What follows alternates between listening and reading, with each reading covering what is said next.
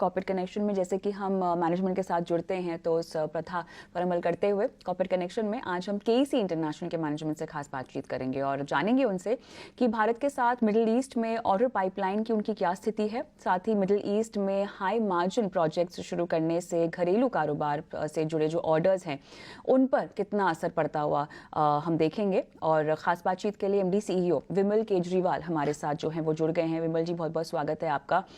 और trade growth की उम्मीदें क्या होनी चाहिए भारत और मिडिल ईस्ट के बीच में अगले 4 से 5 साल में, यही जानना चाहेंगे सबसे पहले, क्योंकि बहुत सारे जो ऑर्डर्स हैं भारतीय कंपनियों के वो अनाउंस होते हुए अब जो हैं वो दिखाई दे रहे हैं। किस तरह की ग्रोथ का आकलन आप कर रहे हैं? नमस्कार कविता जी। अगर आप बिजनेस की बात करें मिडिल ईस्ट की और खासकर सऊदी और यूएई की बात करें तो यूएई में तो क्या, जब से एफटीए साइन किया है, जो हमने $100 बिलियन का बात किया था कि ट्रेड हो जाएगा, 85 बिलियन तो ऑलरेडी पहुंच गए हैं। 15 बिलियन और बाकी है उस टारगेट में। ओवरऑल अगर आप गल्फ की बात करें, करीब 250 बिलियन के आसपास का हमारा ट्रेडिंग इसके साथ में होता है। तो क्लियरली बहुत इसमें दिख रहे अपॉर्चुनिटीज है बढ़ाने का। और खासकर जो एक कॉरिडोर बनाने की बात थी, जो linking India, middle east and Europe, once उस पे काम अगर जब शुरू हो जाएगा, अभी तो सिर्फ कागज पे है, बट जैसे शुरू हो जाएगा उससे भी अपॉर्चुनिटीज बढ़ेगी। तीसरा ये है कि अभी जो आपका रिन्यूएबल्स पे एम्फोसिस चल रहा है पूरे मिडिल ईस्ट में, because of oil and everything else, तो जो सोलार के बड़े बड़े प्रोजेक्ट लग रहे हैं, तो हमारे जैसे कंपनी के लिए जो ट्रांसमिशन वगैरह के लिए बहुत काम आ रहे हैं और अच्छे बड़े काम आ रहे हैं। तो क्लियरली ग्रोथ अच्छी तरह से दिख रहा है, खासकर ट्रांसमिशन एंड डिस्ट्रीब्यूशन में। केजरीवाल जी, अब ये भी जानना चाहेंगे थोड़ा सा पाइपलाइन के बारे में, अगर आप अगले कुछ क्वार्टर्स की स्थिति मिडिल ईस्ट से जुड़ी हुई अगर हमारे साथ कुछ साझा कर सके।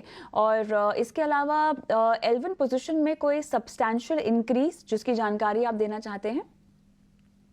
देखिए, टीएनडी में करीब करीब 30,000 करोड़ के आसपास की टेंडर पाइपलाइन अभी मौजूद है हमारे पास। उसमें से थोड़े बहुत हमने कोट कर दिए होंगे, रिजल्ट बाकी अभी हमको कोट करने हैं। तो आप ये समझ लीजिए कि 3-4 महीने में, और let's say 1 quarter, we will be quoting around 30,000 crore in टीएनडी।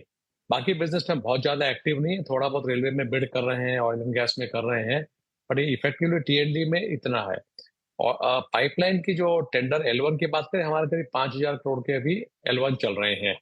तो उसमें बहुत मेजर कोई मिडिल ईस्ट वगैरह का नहीं है, मेनली सारे इंडिया के हैं और कुछ अफ्रीका के हैं, बट लार्जली टीएनडी में करीब 80%, 20% सिविल में होगा।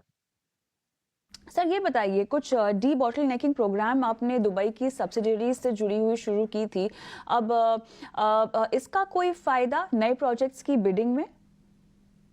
देखिए, हमारे वहाँ 50,000 टन की कैपेसिटी है, अब उसको 60,000 कर रहे हैं, सो 20% हम कैपेसिटी को बढ़ा रहे हैं।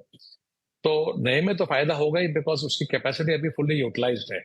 तो we were running into a capacity constraint. तो ऑब्वियसली 10,000 टन अगर एक्स्ट्रा बनाएंगे तो उतना मेरे पास लीवे हो जाएगा और बिड करने का। मिडिल ईस्ट से जुड़े हुए जो आपके मार्जिन्स हैं वो लगभग 9 से 10% के आसपास हैं, लेकिन अब ये बताएं कि इनमें कॉम्प्लेक्सिटीज ऑफ प्रोजेक्ट्स को ध्यान में रखते हुए कोई और इम्प्रूवमेंट की उम्मीद? कविता जी, मार्जिन जो है वो एक्चुअली प्रोजेक्ट स्पेसिफिक होते हैं, ना ज्योग्राफी या इंडस्ट्री स्पेसिफिक। मतलब सेम कंट्री में यू में बी हैविंग एट 5%, यू में बी हैविंग 15%, उस तरह से होता है। तो मैं जनरलाइज नहीं करूंगा, लेकिन क्या हो रहा है कि जब काम बढ़ रहा है तो लोगों के थोड़े से एपिटाइट कम हो रहे हैं, तो ऑटोमेटिकली कंपटीशन में फर्क पड़ता है और मार्जिन्स का इंप्रूवमेंट हो रहा है। बट एक बात ये भी है कि वो मार्जिन्स का इंप्रूवमेंट अक्रॉस हो रहा है, not just India, not just Middle East, but also in India. Hmm, बिल्कुल आप सही कह रहे हैं, लेकिन इसके साथ साथ थोड़ा सा अगर growth potential middle east corridor with India का जो है समझना चाहूँ मैं, तो इसको लेकर आपकी क्या राय बनेगी? देखिए, इट इज अभी honestly it is a bit too early, लेकिन उसमें दो चीजें होगी। एक तो ये होगा कि कॉरिडोर एस्टेब्लिश करने के लिए जो प्रोजेक्ट लगेंगे, रेलवे लाइन बनने हैं, पोर्ट्स बनने हैं, जो भी करना है, तो one would be the project opportunities which will come up, जिसके कारण। सेकेंडली क्या होगा कि जब एक कॉरिडोर बन जाएगा तो आपको लॉजिस्टिक्स वगैरह आसान हो जाएगा, सब हो जाएगा, तो आपको पूरा यूरोप का मार्केट है, मिडिल ईस्ट में कुछ और एक्सपेंशन हो सकता है मार्केट का, तो वो पूरा मार्केट लॉन्ग टर्म के लिए खुल जाएगा। सो मैं अपॉर्चुनिटी को दो चीज में देखता हूँ, एक तो प्रोजेक्ट्स के लिए, कॉरिडोर बनाने के लिए, और एक बनने के बाद जो अपॉर्चुनिटीज आएगी। अभी बहुत मुश्किल है उनको क्वांटिफाई करना, क्योंकि अभी तो पेपर पे है। जब एक एग्जैक्ट डिजाइन वगैरह बन जाएंगे, देन यू नो कि रेलवे में कितना है, एयरपोर्ट में कितना है, टेलीकॉम में कितना है, वो थोड़े कुछ समय के बाद समझ में आएगा।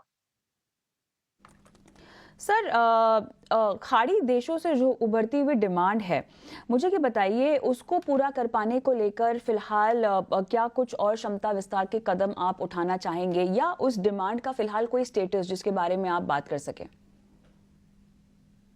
देखिए, क्षमता विस्तार तो जैसे आपने कहा हम दुबई में कर रहे हैं। दूसरा हम ये भी देख रहे हैं कि जो इंडिया में हमारे प्लांट्स हैं उनकी क्षमता विस्तार करें क्या, नंबर वन।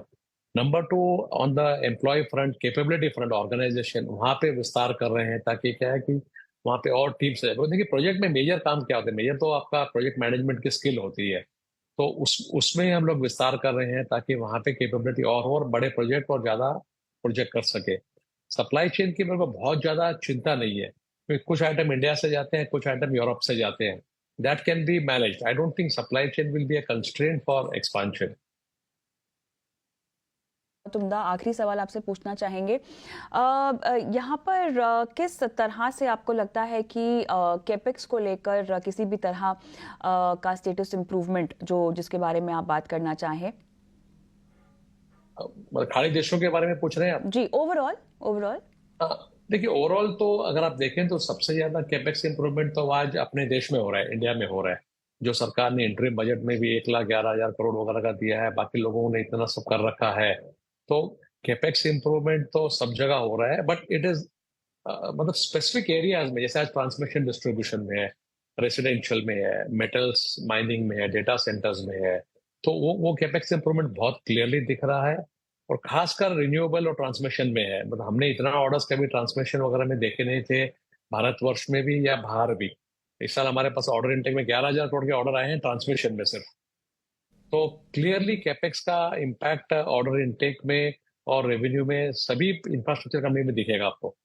हम्म, तो क्या ये कहना सही होगा केजरीवाल जी के बहुत सारे एनालिस्टों का जैसा ये भी मानना है कि भारत में जो है प्राइवेट कैपेक्स के रिवाइवल की एक बार फिर से शुरुआत हो चुकी है?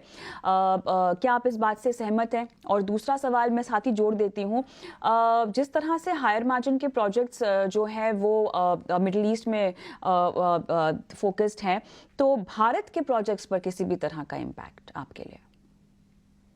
पहली बात तो जो मार्जिन बाहर कमा रहे हैं वही मार्जिन इंडिया में कमा रहे हैं।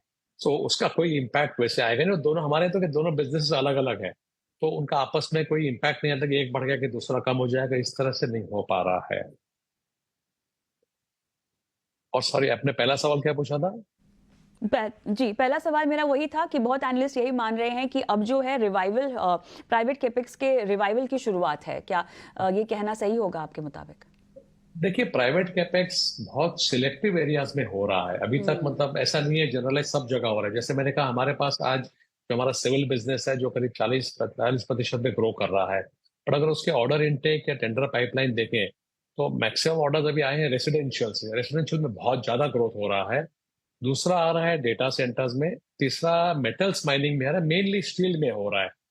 थोड़ा बहुत अभी हम एफएमसीजी में धीरे धीरे कुछ देख रहे हैं, बट ग्लोबली हो रहा है क्या, मतलब इंडस्ट्री में बहुत ज्यादा मैंने कहीं सीमेंट में, केमिकल में या कहीं और देखे, ऐसा अभी तक तो नहीं दिख रहा है मेरे हिसाब से। तो हमारी हमारी उम्मीद यही है कि एक बार इलेक्शन वगैरह हो जाएंगे, उसके बाद सभी लोग अपने कैपेक्स प्लान को रीड्रॉ करके then you will see a major revival.